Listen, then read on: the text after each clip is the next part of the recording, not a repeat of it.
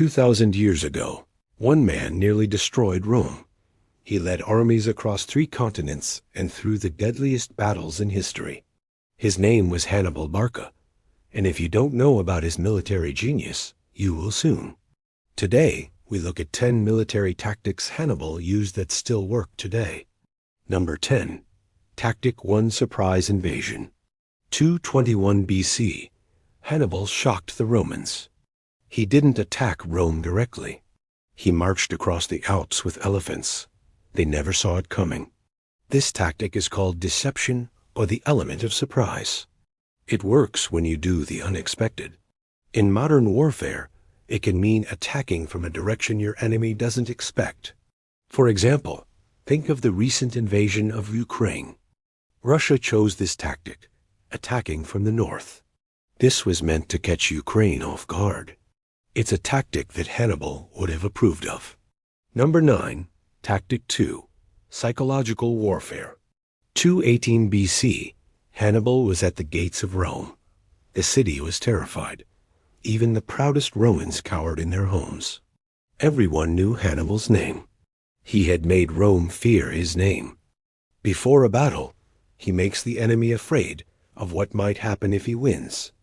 In modern times, psychological warfare is common. Controlling how people perceive a situation is like winning half the battle. Number 8. Tactic 3: Living off the land. 217 BC. Hannibal's army was marching through enemy territory. They did not destroy the farms or fields they passed. Instead, they lived off the land. They moved fast. They stayed light, and they only took what they needed. This tactic is called light infantry tactics. It's about staying fluid, being quick, and making the most of your resources. Number 7. Tactic 4: The double envelopment. 216 BC, Hannibal crushed the Roman army at Cannae. First, he lured them into a valley. Then he surrounded them. At the height of the battle, there were 10,000 Romans in the outer circle and 80,000 in the inner circle. The Romans in the middle could only watch as their comrades in the outer circle were wiped out. This tactic is called the double envelopment. It means attacking an enemy from 2 sides. What makes it special? You cut off the enemy's escape route. You trap them inside a pocket of destruction. This tactic has been studied by generals for centuries. Even today, it's taught in military schools. Number 6. Tactic 5: Flexible Formations. 203 BC, Hannibal faced the Romans near the river Trasimene. His men were fewer, but they fought better. Why? Because Hannibal's troops weren't lined up in rows, rigid and locked in place. Instead, they were flexible, able to change quickly. So when the Romans charged, they scattered. This confused the Romans. Just when it seemed like Hannibal's men were about to be overwhelmed, they snapped back. They formed a circle of spears. It was a deadly trap. The Romans fell into it and were slaughtered. This tactic shows the importance of adaptability. Sometimes you need to let your enemy strike. That way you can hit them where they're weakest. No. 5. Tactic 6: Use of terrain. 212 BC, Hannibal's army was smaller than his enemies, but he chose the battlefield. He knew the ground would favor his men. He attacked the Samnites in a forest. His cavalry charged downhill. His elephants used the trees for cover. This tactic is called exploiting terrain.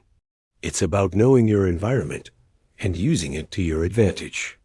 Hannibal always studied the land he would fight on. He used rivers, hills, even fog and mud to help him win. Number 4. Tactic 7: Intelligence and Espionage. Throughout his life, Hannibal gathered information. He used spies, scouts, and local allies to learn about his enemy. He kept tabs on Roman movements, supplies, and plans. This helped him predict what Rome would do next. He knew which routes the Romans would take. He knew where their camps were. He even knew when they would attack. Today, intelligence is everything. Knowing more than your enemy is the first step to victory. Number 3. Tactic 8. Unpredictability. 209 BC. Hannibal's army was on the march. Suddenly, they disappeared into a thick fog. Moments later, they reappeared. They had crossed a river. The Romans were stunned. They had expected the crossing, but not so quickly. Hannibal kept his enemy guessing. He attacked when least expected. He moved through enemy territory at night.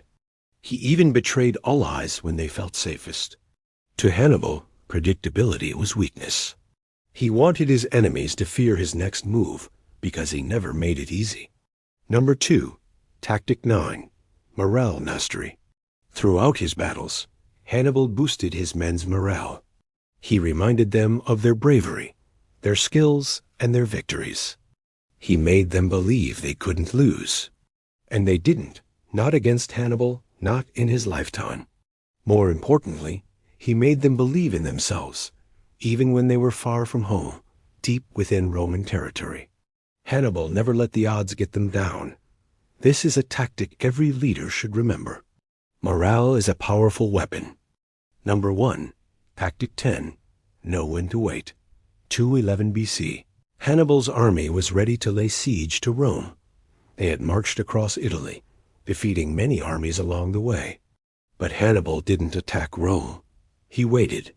He watched as Rome made preparations to defend themselves. He let them waste time and resources. Then, when Rome was ready, he struck. This tactic is called the wait and strike method. It's about patience, about letting the enemy make the first move. If your enemy makes a mistake, it's easier to defeat them. In the end, Hannibal never took Rome, but Rome never forgot him.